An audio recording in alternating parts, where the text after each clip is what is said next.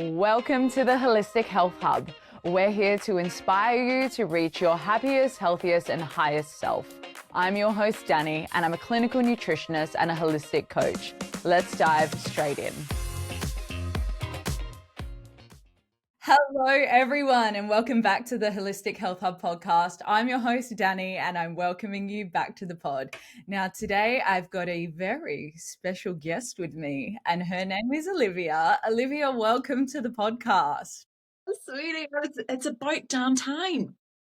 It is. It is about damn time. You thought I was coming onto this podcast to talk about all of this stuff that you want me to talk about? No, I'm going to rip into you. Where have you been, woman? This is just going to give you a bit of a gist of how this conversation is going to go today. Now, Olivia, for those who don't know you, can you please share with the audience a bit about you and your background coming into this space? Well, of course, nobody's going to know who I am because I'm very quiet. So I'm going to talk about today the food industry. And my background in that is that I studied it back in, it was 20 years ago at Loughrea College through Caffrey Institute, sorry. Now, Loughrea College is a very prevalent institute that is dedicated solely to the food manufacturing industry with microbiology and nutritional guidelines. So I've got a big background in that. I also worked in the food industry for quite some time.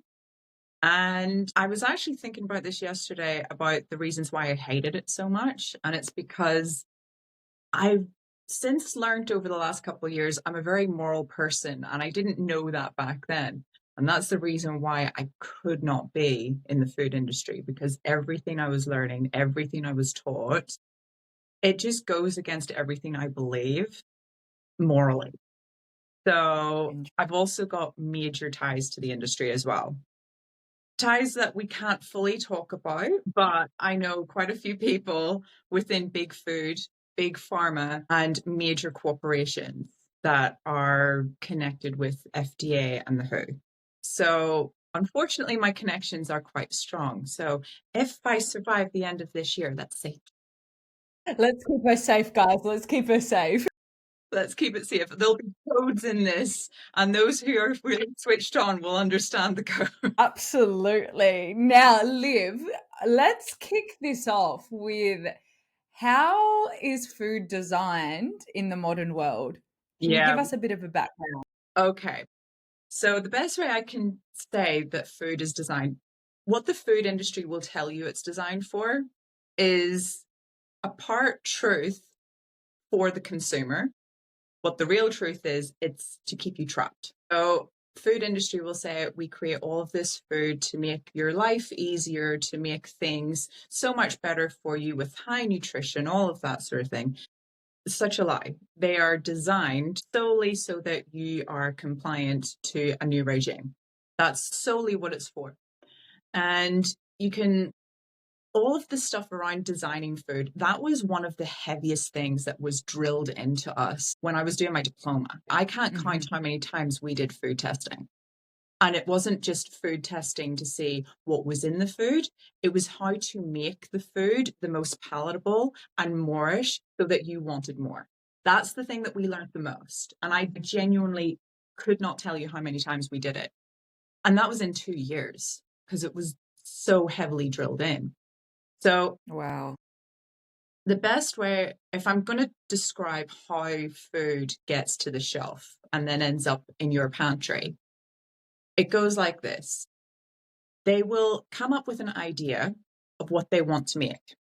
So say, give me an idea, I'll pick something out of the air. Say they're looking to find a new snack.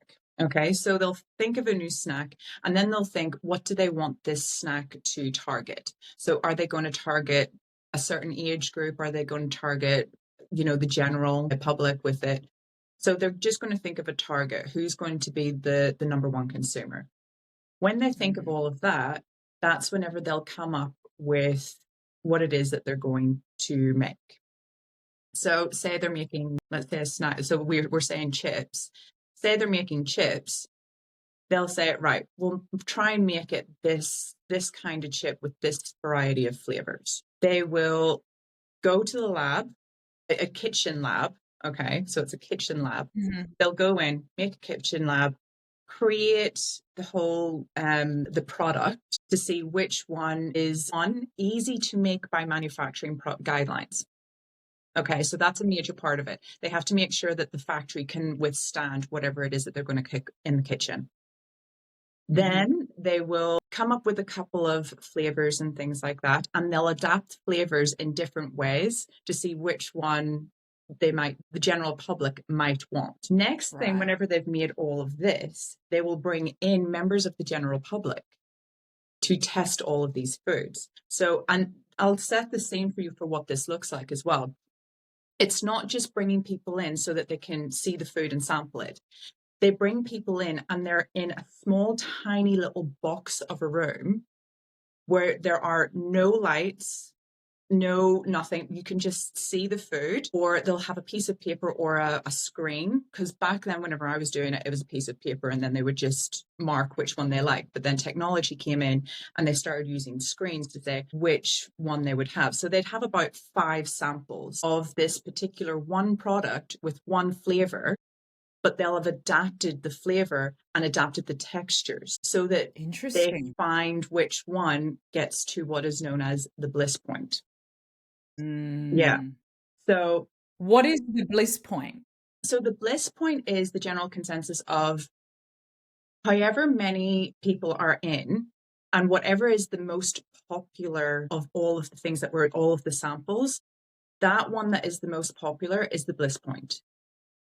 Mm. So, dependent on the texture of the crisp, they might make it really thin. They might make it medium size. They might make it thicker. They might oil fry it, air fry it. They might change the texture of the chip in some way to give it a certain texture. Then they're going to add different flavors to that of the same kind of flavor, but they'll adapt it. So they might make it sweeter or saltier or spicier or something like that. So they'll change all of that. And then they'll find which one is the most desirable color out of all of those samples as well. So whatever one Interesting. comes out on top is the one that has the highest bliss point, and that's the one that they'll put into manufacturing. So essentially, the most addictive, the most palatable, the one that will essentially keep people coming back, right? Yeah, it's a design method to keep you hooked. So the bliss point is what keeps you hooked. Wow. Yeah, Does this happen to all like if we talk about ultra processed food, is this a process that is applied to all of this? every single one. Wow. Every single one. That's Now, actually scary. we're not talking about snacks. You know, they'll do it with ready meals. Ready meals have another process because they have to do it multiple times to find which part of a ready meal, like if there's 3 different components to it, like a mashed potato or a meat part and a vegetable part, they have to do it multiple times to see which one combines better to have the optimal bliss point. And then you've got drink companies as well. They do the same thing. Yeah. So Wow. another good example of that would be Powerade, for instance. Mm. That's one that's very specific because if you look at energy drinks as a general, they would have gone to club together to say, right, we're going to make an energy drink. What's this energy drink going to achieve? You've got many different types of energy drinks. So you've got ones that Mm. have high caffeine, and then you've got ones that have high like salt contents and stuff like that to, get your energy back. You've got all of those ones that are so different. Now, the reason I was thinking about this yesterday. Why does Powerade why is it not carbonated? Good question. Well, it's because the main focus is for people who are athletes. That was the main focus for it. So anyone that goes to the gym or just does any sort of sport or anything like that, you can't scull carbonated drinks. Mm. Of course. Yes, of So course. they had to make it non-carbonated, whereas you have other drinks, other energy drinks that are carbonated, but they are not for a certain dynamic. They've made that for people who just don't either like coffee or they need a massive hit so that they can get on with their day. And all of these energy drinks, they started coming out. I think Red Bull has been out since the early 2000s, late 90s. Mm. That was the first major major brand that took off the energy drink for him. Because then soon after that, we ended up getting Monster and Mother and all of Yes. these other, and V's, all of those sort of things. That it started with Red Bull Yeah. as a caffeinated, highly caffeinated, recognized drink. Coca-Cola was never highly recognized as a highly caffeinated drink, Very true, actually. even though it is. Yeah. I mean, you kind of know Coca-Cola and whatnot as, a sugar-based drink versus a caffeinated drink, but you're right, a lot of these fall into a similar category, right? Yeah, but they're all branded in different ways for the consumer Interesting. with different. How long is this process? Like this design process, the taste, the appearance, the target audience, like how long are they finding the bliss point? It takes anywhere between, it depends on the industry of what it is. It can be Mm, 2 days or it can be 3 months, but that's dependent on what the not the company, what the product is. Like I said, if you're having a ready meal, it's going to take you a little bit longer to get all of the components right, because you have to get, absolutely. like, say there's rice in it, and some people want to have their rice super mushy or al dente or something like that, or pasta Mm, like that. So you have to try and find which one is the most palatable for the general public, and this is different in every country. of course. Yeah, so like in America, the louder it looks, the more they want it. Because America obviously has like the whole supersize me option, Yeah. whereas obviously Australia, we don't. Yeah, even in the UK, it's different again.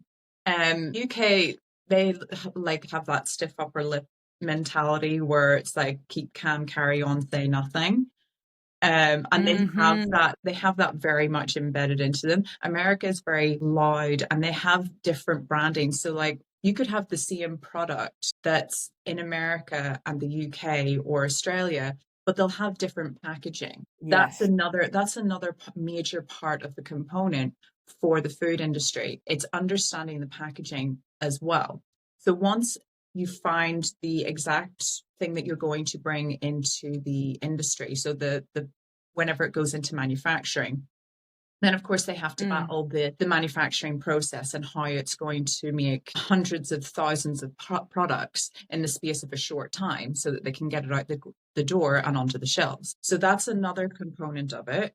And then they have to come up with the packaging. And the packaging is the most important part. That's whenever they bring in psychologists to understand what it is that is going to be the most eye-catching for a particular product. interesting. So if we talk about food packaging, food labeling, and the transparency of that, what should people be aware of?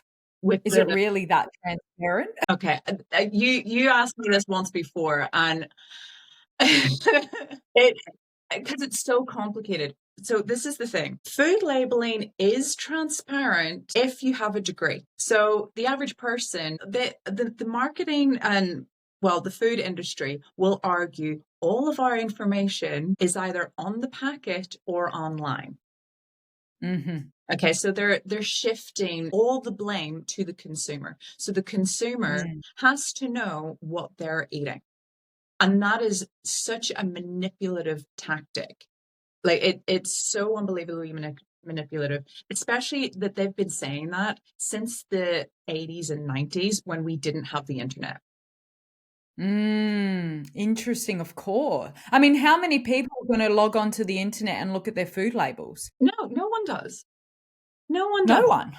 And there is actually a fantastic app out at the moment. I think it's called Yuka, and Yes. you just have to scan it, and it will show you what the good, the bad, and the ugly is on all of your products. And you can do it with like your shampoos and your lotions and everything as well. So it's a Mm, major eye opener just having that particular app, which has now made things so much easier. But how many people know about it? And the thing is, whenever it comes to labels and things like that, the biggest thing that I have a problem with is people will only look at the macronutrients and say, okay, there's this many calories, there's this much sugar, there's this much carbohydrates, this much protein. Right. Okay, fine, great. You're following your macros just to try and lose some weight. What you're not reading and what you don't know about are the additive ingredients that are in that. And you have to Exactly. have a degree just to understand what half of that stuff is. Hmm. So they can say that there's transparency, but when they are designing this food in such a way, like there was a big thing in the Exactly. fitness. Oh, it's ridiculous. There was a big thing in the fitness industry ages ago. Now this goes back like 10 or 15 years, I think, where people would say, if you can't pronounce it, don't eat it. Do you remember that? That was a long, long Yeah, time I ago. do. Ages. Yeah. That came down like a lead balloon within the fitness industry. Because the fitness industry, the last people that you want to upset in the fitness industry are people in it that are selling their own products. Absolutely. And And this is the problem, right? oh, yeah. Like loads of people, the biggest scam in the fitness industry is pre-workout. You are not an athlete if you need to have pre-workout. Okay. The athlete mentality, the athlete head. Okay. If you genuinely are going to do it and you have a drive to want to do it, you don't need a powder in water or dry scooping it to go and lift up that weight. Okay. You're either going to Yeah, do it or you're not. And it's only caffeine, and people just go, oh, I've got the itch. It's the beta-alanine. What's that doing? It's just opening the pathways for your blood circulation, which makes you itch. That's all it is. exactly. I've got a pump. It's Exactly. like, you wouldn't have do you have a pump if you drink the pre-workout without pumping? You've got to get the pump Right? either way. When you say it out loud, it actually is a bit laughable because we rely on these things, and maybe it's the fact that we think it's this placebo effect that we're gonna take it and we're gonna lift more, Mm, but not only that, it's the ingredients and the colors and the crap that they're putting in these, pre-workouts yeah, and so-called fat burners. And this is where the transparency of the food labeling, I mean, they're selling these things as fat burners. They're not. no. They're not. Well, this is. Oh, I'm so Yeah. glad you said that. It is. It's a like I fell for it too, and there's Yeah, a me couple of too. people. There's a couple of people I remember whenever I first started off in the fitness industry. Mm. People saying, "Oh, you know that fat burners don't actually work." I'm like, Mm. yeah, I would agree with that, but I was taking it for the caffeine, not so much the fat burner, because I knew the fat. There's no such thing as a fat burner unless it's Ozempic. Mhm. And we've got problems with that too, but we're not going to go there. Exactly, exactly. We won't go there, but 100%. I've got so many stories for Ozempic, but that's for another time. Um, We'll save that.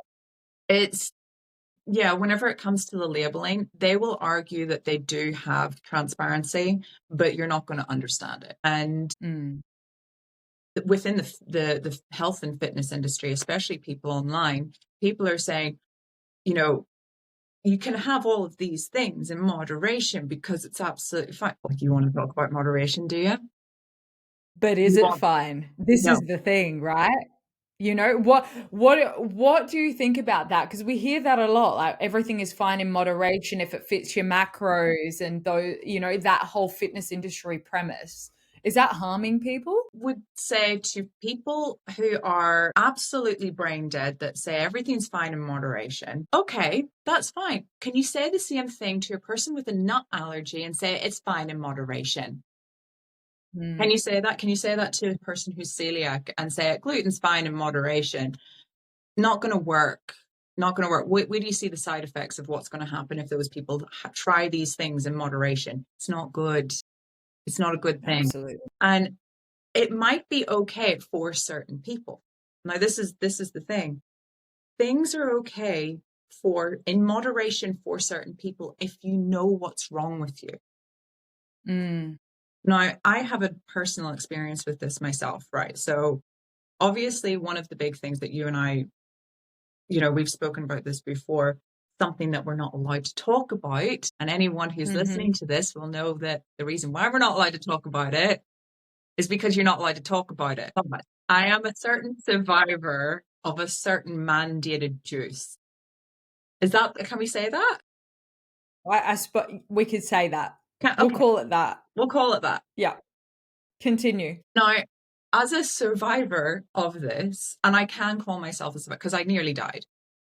You did actually. Yeah, Yeah. nearly died. Yes. Yeah. One of the things that happened to me, the reason why I ended up with full body paralysis, kidney failure, and seizures, all of the seizures and the paralysis were linked to my kidneys. Now, a doctor never found this out. It was actually a mutual friend of ours who she looked into my bloods and she said, there it is right there. That's the reason why you get seizures. That's the reason why you've had paralysis. Your kidneys bled out 2 years ago and they're still kicking your ass. So I haven't done my bloods since then, so I don't know where they're at the moment. But not long after we changed my diet and I started to try and heal my kidneys, I decided that I would treat myself to these low sugar lollies, right? Right. Well, I think it's called double D lollies. I think that's what they're called. Right. And they were Yeah. gummy bears, little gummy bears, sugar free. I must have had about 4 or 5 of them, no more. And the reason why I only had that was because they were rancid. They were horrible. Did not like the taste of them. I was like, ugh, this is gross. Gave them to my partner. He tried a couple. He was like, yeah, no, these are rancid. Threw them out. An hour later, I was convulsing. I was sweating. I was on the verge of having a seizure. I Wow. was in a really bad way. I think for 6 hours I was lying down, trying not to have a seizure. I was just in such a bad way, convulsing so much, and I couldn't move for about 6 hours. Part of the paralysis was also kicking in as well. Now, I was like, the only thing that I've had are those lollies. So I pulled them out of the bin and I looked at the ingredients, and the second ingredient on it, they said natural sweeteners. Okay. Key thing on this, natural sweeteners. That's what it said. Erythritol is one of the ingredients of those sweeteners. So they had stevia and erythritol. Erythritol, I was like, I haven't seen this one. I'm going to look into it.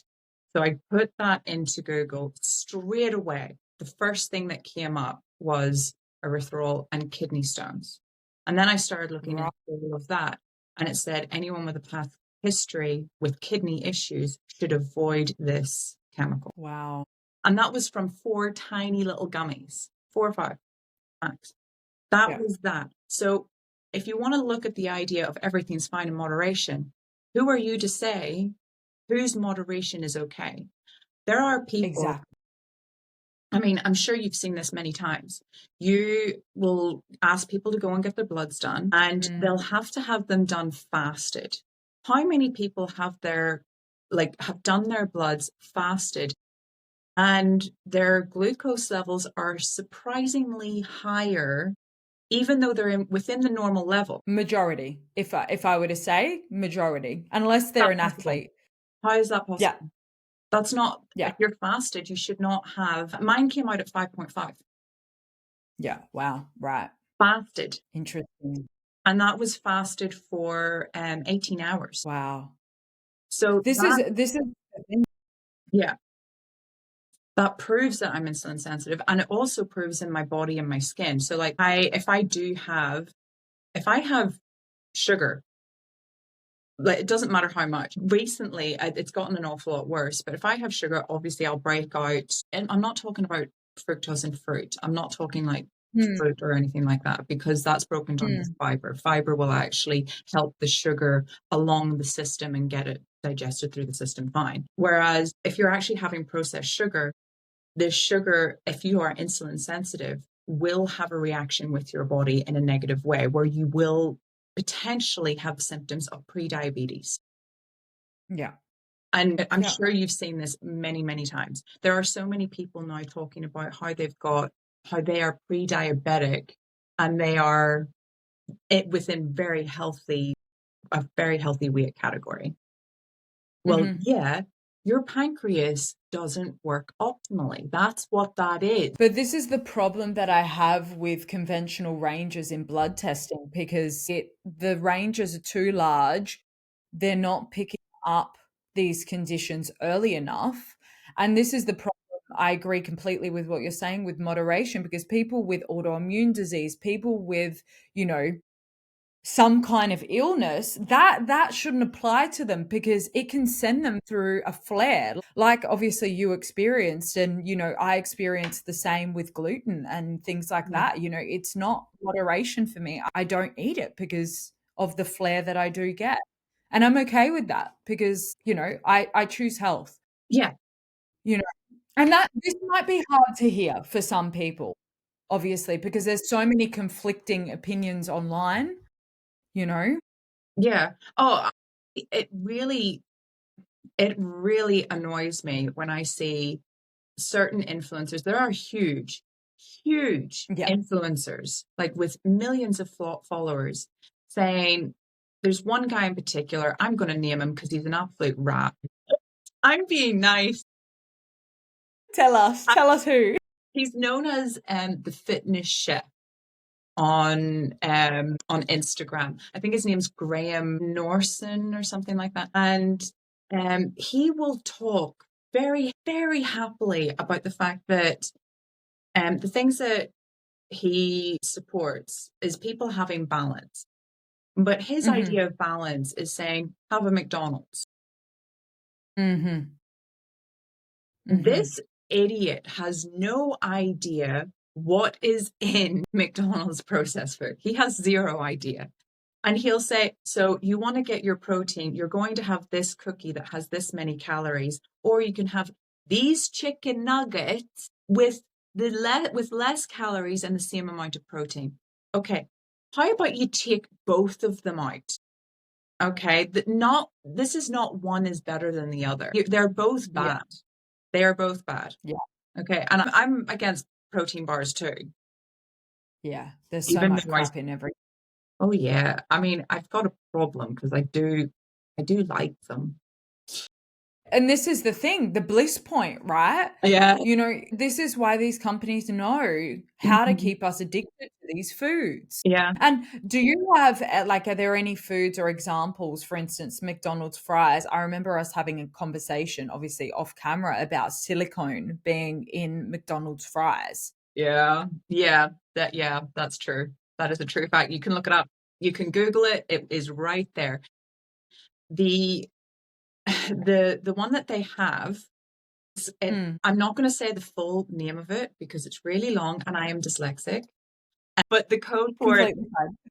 the code for it is that it is E900 and it is BDMS. So, and that's it's a silicon polymer. Okay. Now, the main purpose of this silicon polymer is that it is an anti-foaming and anti-splatter agent for oil. Right. So that's the main component of it. So when they are cutting the chips, the fries, and everything, it has to go through a separate process before it goes to McDonald's to get cooked again. So they're cooked once in factory when they're being cut, and then they're cooked again Mm, on site. But they go through this water bath before they are put through the first cooking process. And that's to prevent it from causing harm in their views. So, yeah, yeah. And also from causing foaming issues, because I don't know if you've ever cooked potatoes, right? If you've ever tried to make your own chips, if you just cut them and put them in the air fryer or put them in the fryer, they're not the same. It's not nice. then They're not. The reason why is because you actually have to double cook chips at mm, the very least. So even as an Irish person, obviously I know how to make good potatoes. yeah, This is a horrible thing absolutely. because I am also allergic to potatoes. My goodness. That sucks. Absolutely sucks. But it is also very interesting. Yeah, well, that's to do with my IBS, which is that's a whole other story as well, because I've studied psychology with this too. And that was an eye opener. Mm, But getting back to the silicon polymer, um, when you're actually cooking potatoes and you boil them, they foam.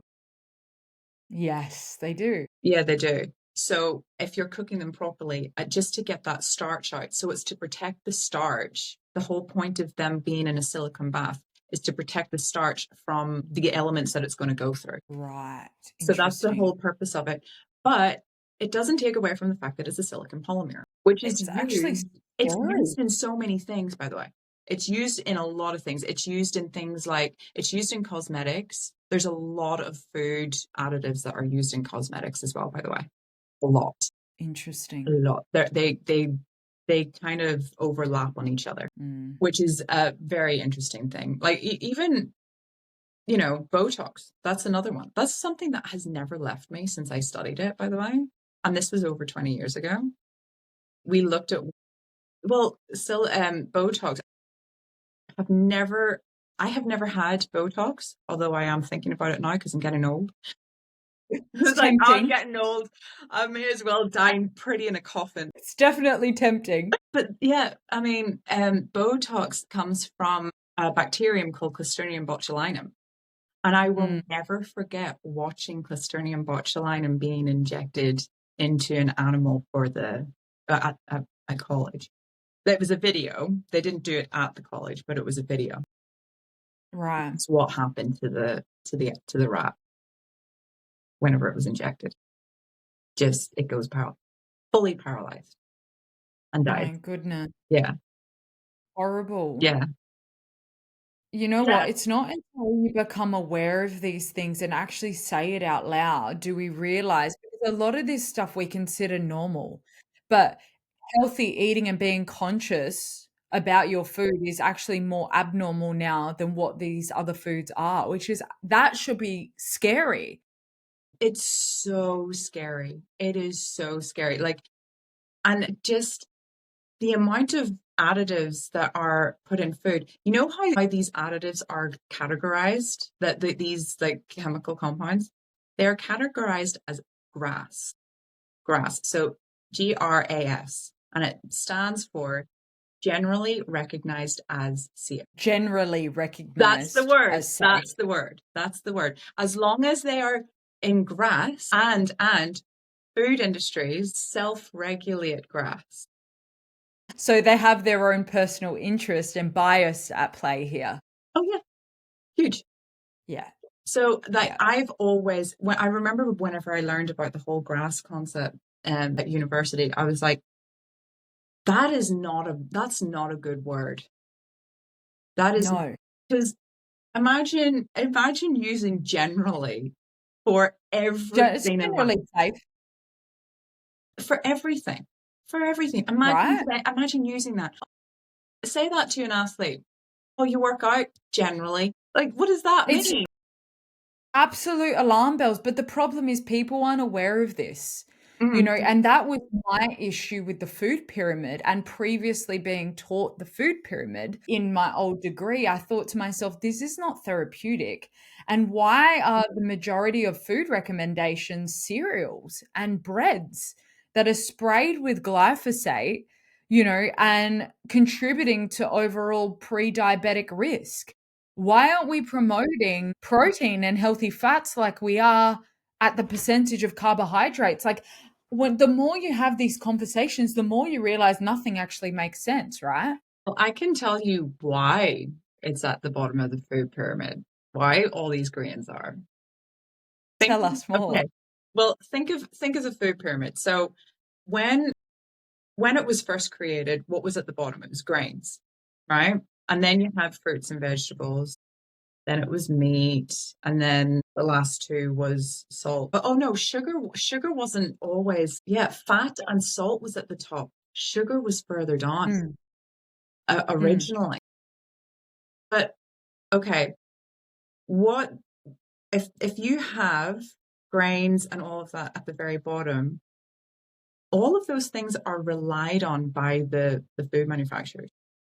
You can grow Exactly. your own veggies. You can hunt for your own food.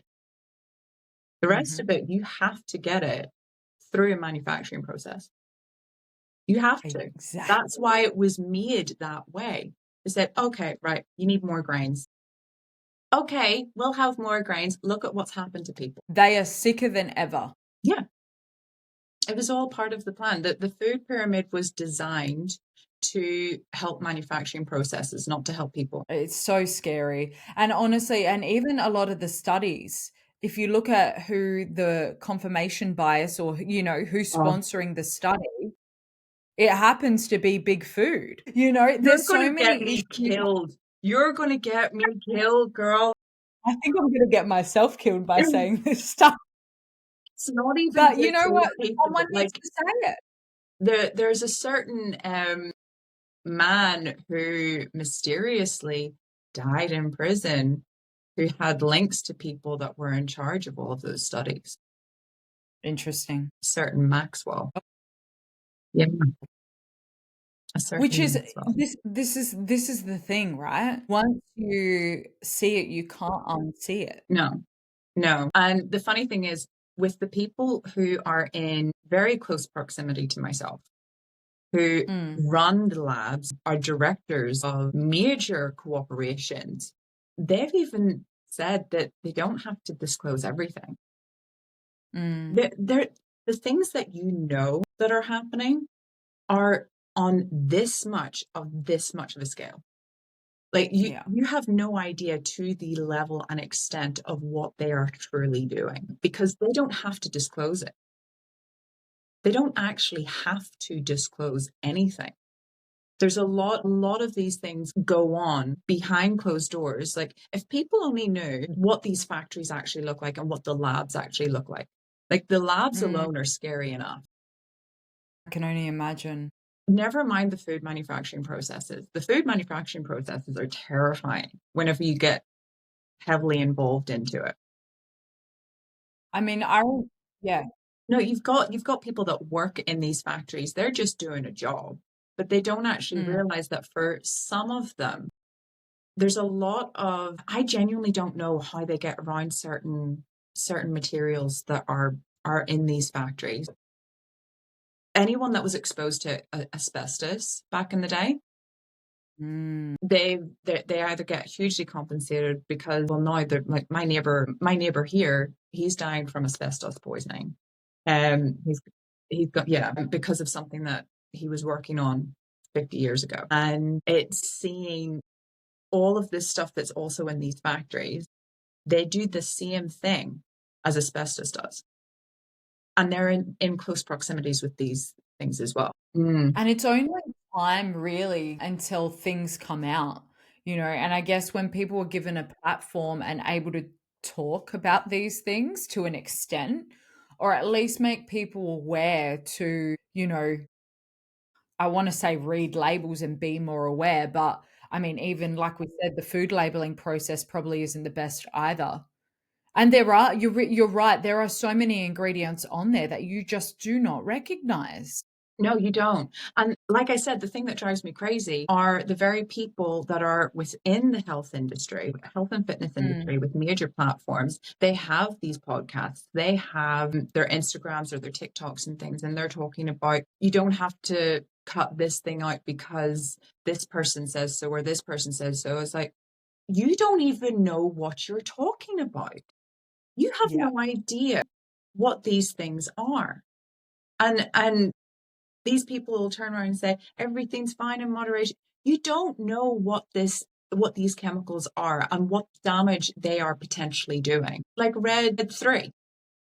mm, Did you know about red 3? It's just been just got banned. banned. It only this year. And it's got 2 years for it to be completely gone off the shelves. Wow, It's still wow. got 2 years, so you're still going to be able to consume it. It's so scary, and what was the other ingredient that we were talking about off camera that was an anti-cake was it an anti-caking agent? Okay, yeah. So it Tell us was about that. no, okay. So it wasn't anti-caking. I told you about antifreeze. Antifreeze, that's the one. That's it. Yes. So I'll go back to what triggered this inspection because like I said, I'm a psycho. I'm a dog with a bone. But when We love it. I know, it's crazy. But when I was studying at Loughrea College, there was a major thing that came out that Mm, there's a very popular noodle brand in the UK. It's called Pot Noodle. And oh gosh, for the life of me, I can't remember what the ingredient was, but people can go and Google it. And there was an ingredient that was found in pot noodle that had to have pot noodle completely stripped off the shelves overnight because they found that there was an ingredient in it that's also found in bleach and shoe polish. Wow. So they decided to strip it all off, and pot noodle had its bans put in place and had to redo its whole ingredients. And it wasn't long after that, like they had fixed up their ingredients and then it was back on the shelf. So that happened when I was studying at Loughrea College, and there were students in their postgrad that were also dissecting it to see what else was going on with other ingredients as well. Now, this triggered something in me a couple of years ago to go down another rabbit hole because I'm also a true crime buff. I love my true crime. Love that. I do love a good true crime story. And one common thing that you see with female serial killers is that they will use poison. They tend to use poison quite a bit if they're looking to have a long, drawn out process of care and consideration for whoever it is they're trying to kill. But one of the ingredients that female serial killers will use is antifreeze, which is also known as coolant, car coolant. Right. Yeah. Makes I'm sense. not, Yep. my accent does not make that sound good. Coolant? I can't say it. Anyway. Coolant. Coolant. No, Coolant. I'm owning my accent. It's fine. But I decided to have a little look into it a few years ago because I just remembered that story from way back when I was like, my ADHD brain kicked in. I was like, I'm listening to this about antifreeze. I wonder if there's any antifreeze ingredients in food. Yeah. Mm-hmm. Yes, there is. There is. Separately, in separate different styles of food, but collectively, in one day, you could be consuming full ingredients of antifreeze. Now, Wow. what happens to you if you have a small amount of antifreeze is you feel very nauseous, you get headaches, you feel sick, your gut doesn't feel right, you're not feeling the best, you feel lethargic. Mm-hmm. That's if you're microdosed on it. Sound familiar? Very familiar. So continue. There's three ingredients out of the four. So there's four main ingredients in antifreeze. Okay. One is methanol. So that's a very common one. It's in everything. It's even in fresh fruit and vegetables, but it happens to occur more greatly through fermentation. Mm-hmm. So when you're consuming vegetables and fruit, it doesn't actually come to the same level that it would. And methanol as well, by the way, in higher dosage can make you exceptionally sick. But it's when you get it through fruits and vegetables and stuff like that, where it naturally occurs, it's very microdosed within the fruits and vegetables. Plus, you've also got other compounds within the fruits and vegetables that make it next to non-existent and non-worryable from within your system. Mm-hmm. So Mm-hmm. it's not a big deal having it from fruits and vegetables, but it is slightly more concerning when it is chemically mixed with other things. Mm-hmm. Okay. So that is one ingredient that is found in almost everything. Okay. So you Wow. will find that, honestly, look on the back of the packet, you'll find methyl. Then you've got glycerol, which is another major ingredient. This one here, not so bad. It's actually quite very, very common again, a very common ingredient. And it's I think that's the sweet one. So it's used in an awful lot of things. You'll find it on everything. Again, symptoms with that one, not so much. It's fine. Like it's actually less than methanol. So that one's not so bad, but it is still a chemical compound. All of these are still chemical compounds. There's another one, and I'm going to try and say this, proline glycol, proline glycol. You did well. I am so bad with names. It's not even funny. I'm horrible. Especially biochemistry, when I used to try and pronounce all like the enzymes and stuff, I'm like, oh God. I'm terrible with it. I'm so bad. Doesn't help. I'll remind people again, I am dyslexic. It's okay. We got the gist. It's Okay, yeah, fine. that's fine. Now, this one here is a thickener, a stabilizer. Okay. And it's, again, something that is very commonly used. It's used in a lot of soft drinks. It's used in cake mix, which makes a lot more sense. So it's used in an awful lot more baked goods. So it has a combining factor.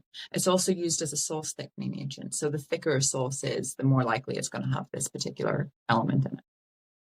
Now, the thing is, has been commonly made from petroleum.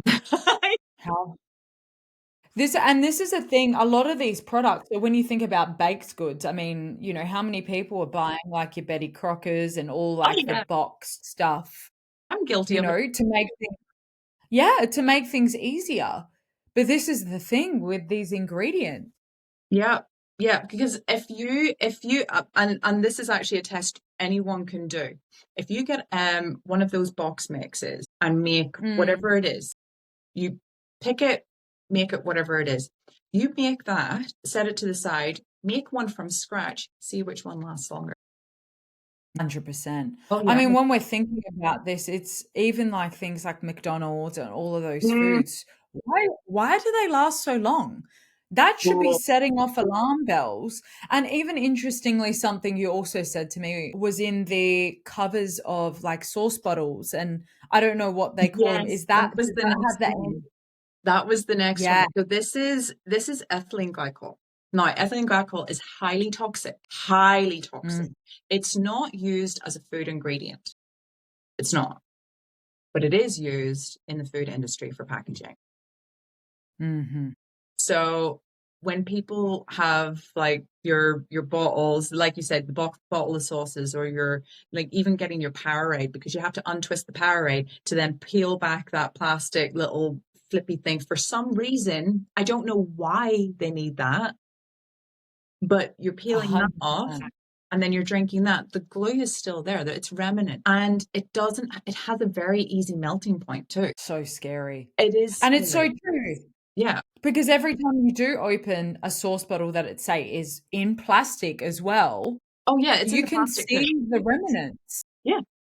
It's in the plastic as well. It's made they use that particular chemical to make the packaging. Wow. And then if you think of the like people who get ready meals are such a Yeah. deal at the moment, and they have been ever since then. And I'll tell you this right now, I have not touched a ready meal since I studied food technology. I Wow. haven't touched one. I did once. Sorry, I revoke what I just said. I did once. I bought one ready meal once because I gaslit myself into thinking maybe what I studied back then wasn't that big a deal. Mhm. Maybe I'm lying to myself. Maybe it's not true. I get it Mm. home. I put it in the oven. I didn't put it in the microwave. I put it in the oven. I pull it out and I could see the glue around the edge. And I don't mean the glue from the packaging. I'm talking about the glue that's inside it, because there's Oh. another thing that's called methyl cellulose. Mhm. That's a very common ingredient that's put into food, and that Right. is that is a thickening combining agent. When that is made, okay, in its rawest form, it is practically wallpaper paste. Wow. When you look at it, and that's what goes in. And even more disturbing than that, it is made in Western culture, it is made from bird feathers. Goodness. And even more disgusting than that, in Eastern culture, it can be made from human hair. Wow. So don't tell And me how that you have a problem with hair in your food and then you're eating this crap. like, and this is the thing, how are you meant to know this stuff? Like, I mean, intuitively, you probably know that this stuff isn't good for you know, but Everyone when you knows. actually everyone knows, but, you know, when you actually know the full extent of what goes into your food, you know? I actually said people know, but the reason why they don't care is because they're too entitled to their time. Mm. People That's a don't good want to point. actually take the care and consideration for the right thing. And Mm, I'm doing a whole series at the moment where I'm talking about how the seven deadly sins are something mhm, that we act on every single day in ways that we don't even realize that are destroying our bodies. And whenever mhm, I speak with Christians about the seven deadly sins, they're very quick to attack me on the fact that I'm saying, you know, that there's more than that. And I'm like, how many of them will literally kill your body and soul? mm, Quite literally, because those ones are there to kill you. And gluttony is one of them. Greed is one of them. Pride is one of them. mm, And all of these things, they come together. Your pride for your entitlement is going to mm. destroy your health. And the thing is, we have to take some level of accountability for our health and take our health into our own hands, People don't want to, though. and I guess what's that? People don't want to, though. No, and it's not until you suffer the consequences, and I guess I did that through, even having breast implants and having to remove them, and, it's not until I was dealt the consequences of my actions that I thought, "Shit, health is actually all that matters. Because if you don't have health, you Oh, what do yeah. you have, I mean, you know? my ass got kicked literally to death with Mm, what happened to me. And mm, I could not give a damn about whether or not I'm ever going to compete again. The fact that I can mm, walk, like that was an achievement. When I absolutely. was finally able to actually stand and then start walking, every single day it was just like, okay, maybe I can do another 2 feet. Maybe I can do another meter or so. Can I get a little bit more? People don't realize that the second that that rug is pulled out from under you, you have no idea the consequences of your actions until after the fact. Absolutely. And And yeah. people will just allow this to happen. And I'm going to sound like such a bad person, but I'm Mm, going to do it. I have a lot of empathy for people who do get sick, but I have zero sympathy. I will feel that if you have, especially, and I'm sorry, because this is going to be a large portion of your audience, people who have, and like girls who have endometriosis, mhm, I don't have sympathy for it. You're in pain and agony, and I feel your pain and agony, but I have no sympathy for it because I know that that is reversible. I know your polycystic ovaries are reversible. I have PCOS. I have it. I do not have symptoms. mhm. And you should have This is seen the yeah. cysts that were on my ovaries. And this is the thing, and this is why I think the whole system needs a bit of a review, because there are so many things out there that we're told you can't get better, you have to remain doing XYZ on this medication, whatever it is. And this isn't shaming anyone who decides to go one way or another, but I Yeah. definitely feel like the system needs a reform. And especially talking about all of these topics. It's actually scary, that all of these things are happening and how many people aren't aware of the fact that this is happening behind closed doors. I mean, who is regulating food safety? Who's regulating You're gonna answer that question, but and this is why I feel like the change needs to be the system because everyone that Mhm. falls under that Yeah. may be following certain guidelines, you know? I mean, yeah, honestly, like you said about safety. The thing is, I'll use breast implants Mm. for an example. We were told as the consumer, I don't know if that's the right word, but we were told they were safe. I was told in my surgical office that they were safe. So, because they were regulated by certain bodies. And this is the same thing if we translate it to food and obviously, keep on the food topic, but we were told this and then they weren't. Can I ask, So, what was the body that said it was okay? the FDA, I believe, I'm out. and the TGA, but they I'm were out. then banned. I'm out. I'm gone. See you I'm later. out of here. I'm out of here. But no, they were actually banned 4 years later, I think it was. I got them in 2015 and then they were banned in 2019, my particular implant. So, I mean, How do they regulate food safety? Is there anything that you know about that topic? And do you think they have the public's best interest at heart? And let me prep. Let me prep. Let me prep. I'm ready to go. Here we go. Okay. Look, you've no idea how much I want to set all of these things on fire. So the FDA, I describe this, okay? The food industry and the pharmaceutical industry are Mm, toddlers that have broken in to the chemical cupboard and the pill cupboard. They're playing with all of the stuff, and the FDA is a drunk parent that is left in charge. That is the metaphor. That is the metaphor that I use to describe this relationship.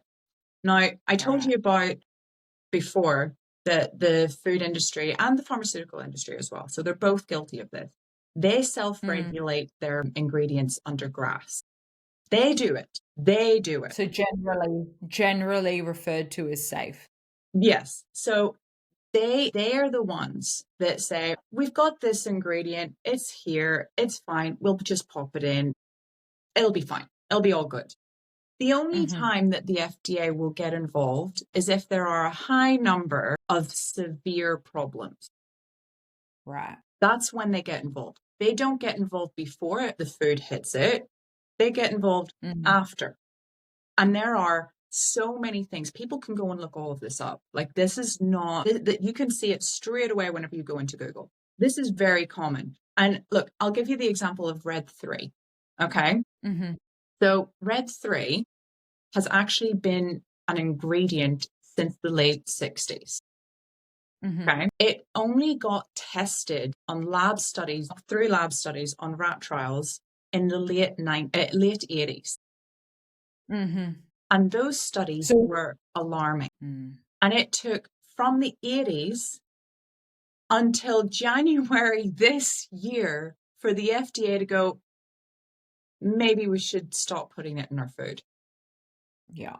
And the results from those trials were that male rats were developing thyroid cancer. God. Now, that's what was coming from that. The skeptics of this particular removal of Red 3 will say, well, it was different in humans. How many people do you know with severe thyroid problems? And then you look at their diet and you see that they've got loads of things with Red 3 in it. It's I too high. receive so many thyroid problems, and myself included. So this stuff is actually quite scary. So what you're saying for me to understand this is that they're putting ingredients out there and they're recalling it later based on how the community responds. Yeah, I mean, look at the pot noodle story I just told you about. Yeah. There's worse ones as well. This was the worst Yeah. one of my research whenever I was going into this. So many Mm. years ago, there was a factory that was making baby formula, Mhm. and the FDA had two whistleblowers come from this factory that was making this baby formula saying, there's something wrong with the practices going on in this factory. You can't let this go to the shelves. It went to the shelves, and then the media picked up on the fact that this baby formula had killed two babies. And God. that's all that they spoke about. Two babies died, and people were in a little bit of a frenzy about, like, it wasn't a major frenzy. What they didn't talk Mm. about was what had happened to the other babies that had consumed it. The babies that were getting severely sick. They were developing cancer. Mm. They were developing major respiratory issues. They were getting seizures. So all of these Mm. babies were suffering at hands of one baby formula that had Mhm. been that the FDA had been informed by whistleblowers, and they still let it go out, and it had to come for people to die, children, babies to die, for them to do Mm. anything. And this is the most common thing that Scary. you will find when you actually delve in and go down the rabbit hole to see how much the FDA actually does get involved with. It doesn't get involved with enough. And if anything, do I want to say this? Screw it, I'm saying it. There was a woman who I caught up with last time I was back home who works with the FDA. Mm. And Mm. This was right after my injury, and I had explained what had happened with my injury. And she Mhm. said, yeah, don't expect anything to happen too soon. That was what her response was. Don't expect anything to happen too soon. And I said, well, what's going on? And she goes, well, the FDA haven't touched it. Mhm. They haven't looked at it. They weren't given anything about it. Wow. And then, of course, it was forced because the uproar was so big. Mm. The uproar was so massive about everything that has happened to people. Like, there are people dropping like flies. There are people getting cancer left, right, and center. Mm. And that's whenever the FDA has gone, fine, will work. That's pretty much their mentality.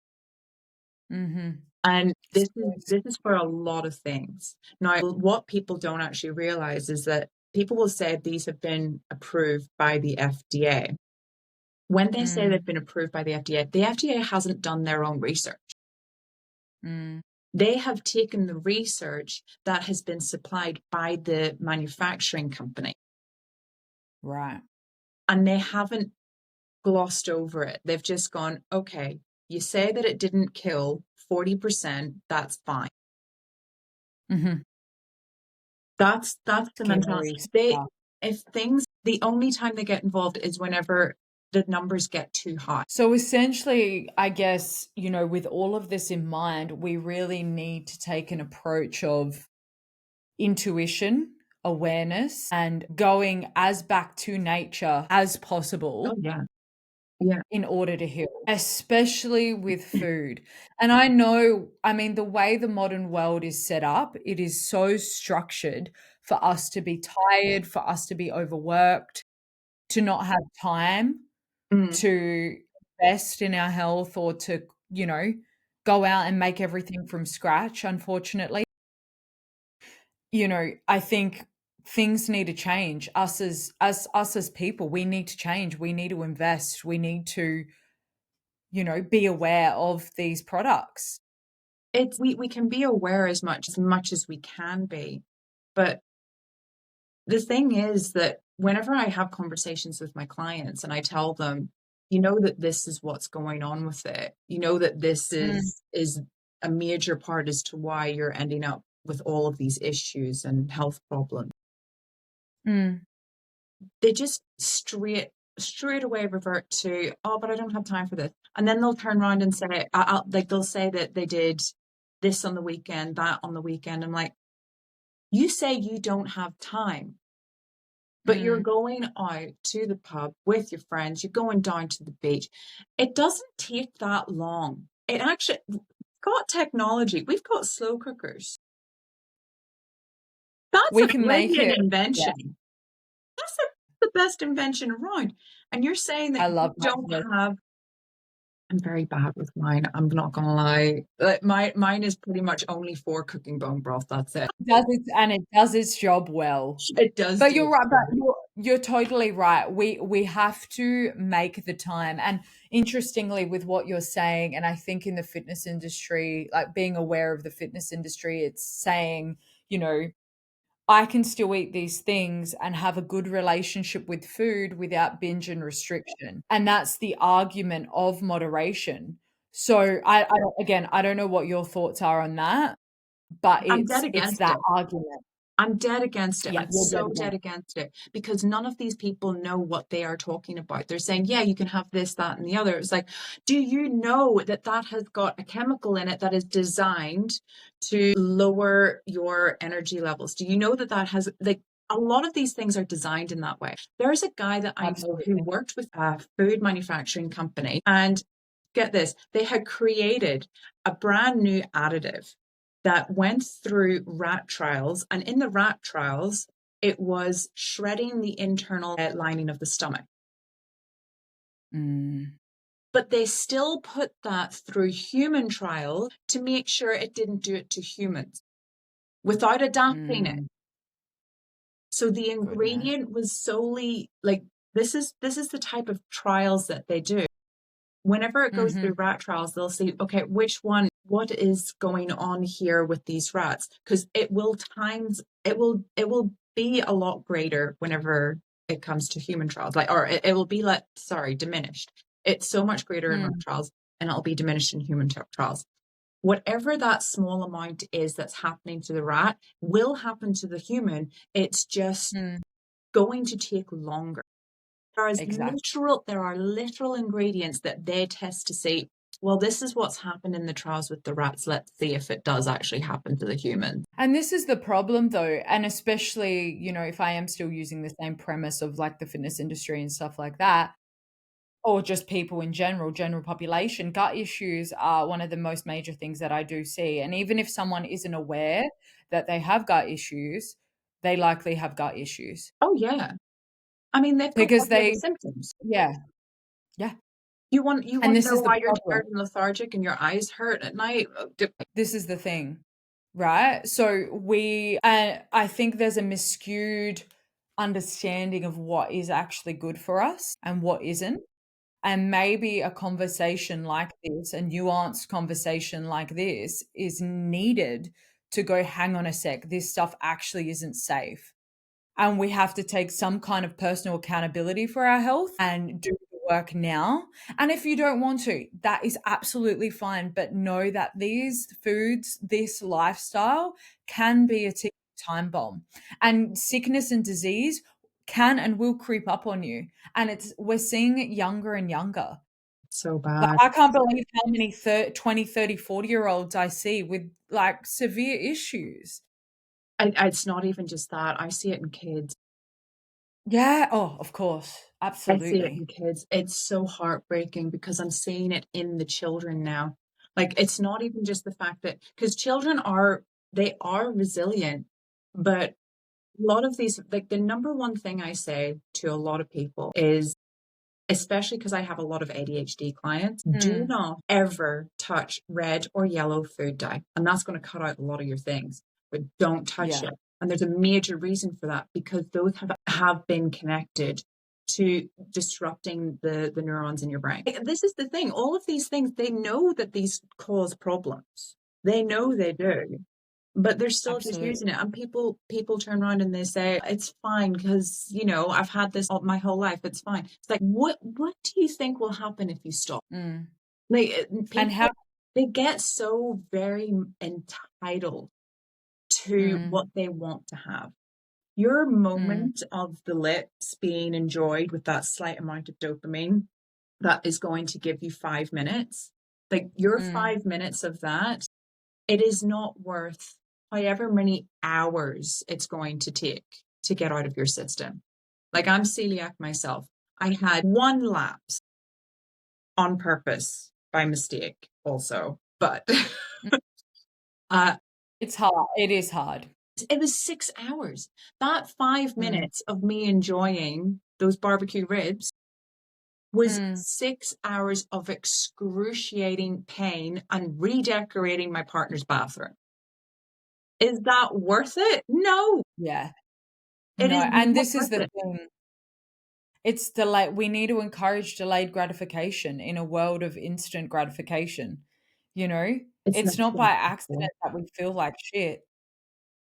I want to say that it is possible, but I feel like, okay, look, I'm probably a doom and gloom person whenever it comes to this, but unless people actually do start to wake up, Mm, and like, even your favorite influencers that are telling you this is fine, this is fine. I was so proud and so happy for Riley Gaines.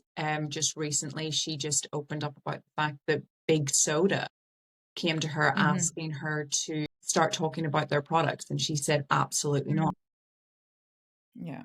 And I was so proud of her for not doing it. But unfortunately, this is the thing. If you're seeing that an influencer is saying, go have this, go have that, this is absolutely fine. This is why I think that the fitness chef has actually been bought by McDonald's, Mm. because he It's talked so about the ultra. yeah, yeah. It's actually it is scary. You know what I mean? And this is why the more people that become aware of this need to share this information because yeah, look, maybe I'm trying to be optimistic, but look, the more people that can become aware of the healing journey and, being aware of what goes into our food, and at least present them with the opportunity and the information, and they then can make a decision based on informed consent Yeah. on which path they take, and then Honestly, if they yeah. choose to go down one way, that's great. If they choose the other way, yeah. I actually really think that we should bring back the saying, if you can't pronounce it, if you can't read it, don't eat it. I really Yep. think we need to I bring that actually back. watched a video. Yeah, I actually watched a video, and it was an old video. It came up on my Instagram Reels yesterday, I think it was, and it's saying exactly that. Yeah, If you I'm can't, yeah. a big believer we need to start saying that, because all of Mm, these so-called, like, there's so many people in, especially the social media space, even I hate doctors. I hate them with a passion. And if people only knew how you get to become a doctor, they wouldn't trust a doctor ever again. yeah. But they, like, all of these people are saying this is fine. You can't say that. No, no, no. The FDA did not do anything. It just looked at a paper that was produced. Okay, they Mm, didn't actually do the work. That's how mm, it works. That's how the FDA actually works around these things. They might try and make out that they do all of this, but they don't. And I've had it on good authority. I've been told by people that work with this, and people within big food and people within big pharma. super scary. It is terrifying. The things that I learned in the last time I went home, I don't know why. It was just an obscene mess of information that I'm like, why? Why is this happening? What, Mm, like, and I can't even go into half of the conversations because yeah, I was blown away. I was dumbfounded by how evil all of these corporations are. And people will yeah. say, they're doing your job. No, they're not doing any job. They're doing the job of making money. That's what the job is. The job is to And a make very good money. job of it. That's all it is. Yeah, And people yeah. misconstrue that. People think Mm, that all of these companies are there to supply for you. They're there to supply for themselves. mm. They are not your friend. I wanted to ask you as to if you had a piece of advice Mm. to give to everyone or to leave with it, leave with the audience, what would that be? Piece of advice or more than one? I would say start doing your own research. Be a Mm, psycho. Try and learn what they are doing. Don't look at it from the point of view of, okay, I want this. Look at it from the point of mm, view of, what are they giving me? Like, it's kind of like the master exchange of money ransom.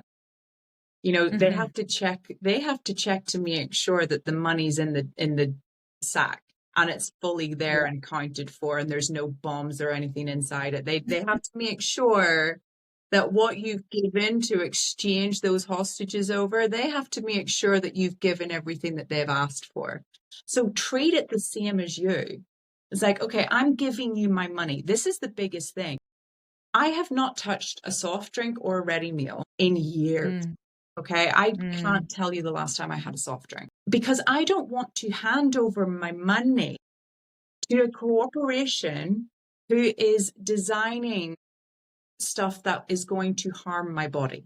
Okay, are you going to go to a psychopath and say, hey, I'd like to have my finger chopped off just for funsy? No, you're not going to do that. So why are you going to give money to a corporation that is giving you poison? yeah, This is my yeah, biggest thing. I don't have any sympathy for people that cry about the cost of living crisis, because they're also choosing to go to shops, spend their money on the wrong thing. I have empathy for the fact that you're struggling. I have no sympathy for the fact that you are choosing to spend your money on these corporations that are designing things that are going to make you sick and helpless. With all of these things also designing to affect your brain. So just think about the fact that if you are handing over your money, you are literally giving them permission. keeps them in business, Well, this is doesn't what it? I genuinely will not buy. You couldn't force me. They couldn't even pay me to eat it. Yeah, I look, to be honest with you, I can't remember the last time I touched a soft drink, Mm. even a ready meal. It's been years, but you're right. I think people need to do their research. I think people need to, you know, be aware, critically think, ask why, ask questions, and make a decision that's based on informed consent. You're right. If you knew what goes into your food, damn right, you're going to stay away from a lot of that shit. It's funny that you said informed consent because you are literally, when you are paying for something, you are consenting for whatever it is happening to you. So if you are getting sick, you've paid for that. You've paid to get sick. Yeah. Whereas if you pay Interesting. to get yourself healthy, that's something that people can't quite grasp. Mm. You're paying for healthy stuff. Okay, but you're paying for stuff that will make you sick. Quite literally. And it's designed to do this to you. This is the thing that I can't get over, and I can't scream it enough. It's literally designed to harm you. Yeah. Absolutely. And it's sold at a cheaper price point too. Well, that's the other part of the marketing and psychological training as well. Like, if you knew that a lot of companies actually pay for the shelf. Mm. So they pay for what shelves their products go on. They Yeah. want And if you're at eye level. the eye level stuff. And then of course they'll pay the supermarkets more as well. They pay the supermarkets to put the specials on it. Mm. So whenever it's a new product, if a new product goes out onto the supermarket floor, they will say, "This is our new product. Make it 2 for $1 or 2 for $2." And then next time you go back, if they've done a decent enough job to make you want more of that, if their product is good enough for you to turn around and say, "That was really nice, I'll get more," the sale's gone, and then you're paying full price for it. And that's their marketing tactic. Everything. And that's the same with all businesses. All businesses do the exact same thing. Mm-hmm. It's so scary, isn't it?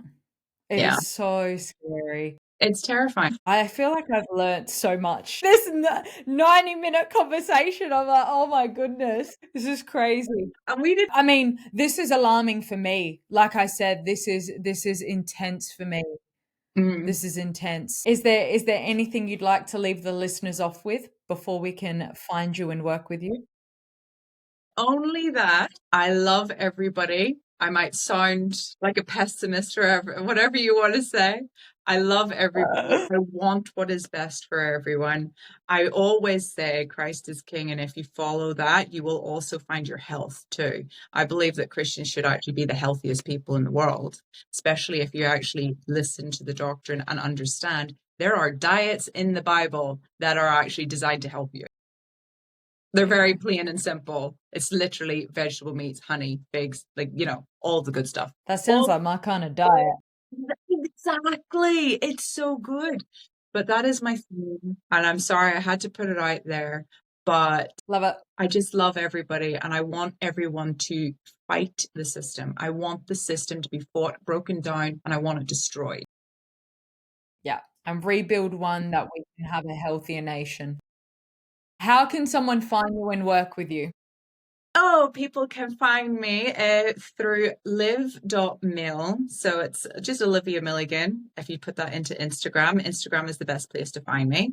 I'm also a personal trainer and coach. So if you DM me, I can always try and find a way to work with you if you're looking to find out better ways for your health.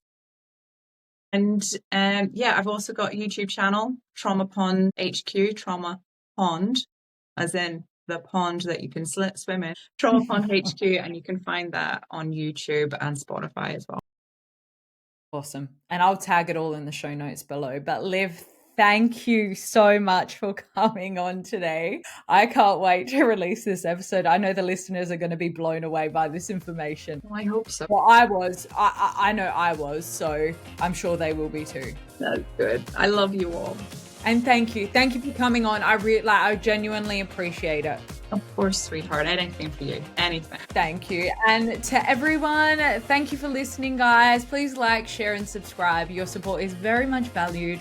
I look forward to bringing you more episodes in the near future. Bye-bye.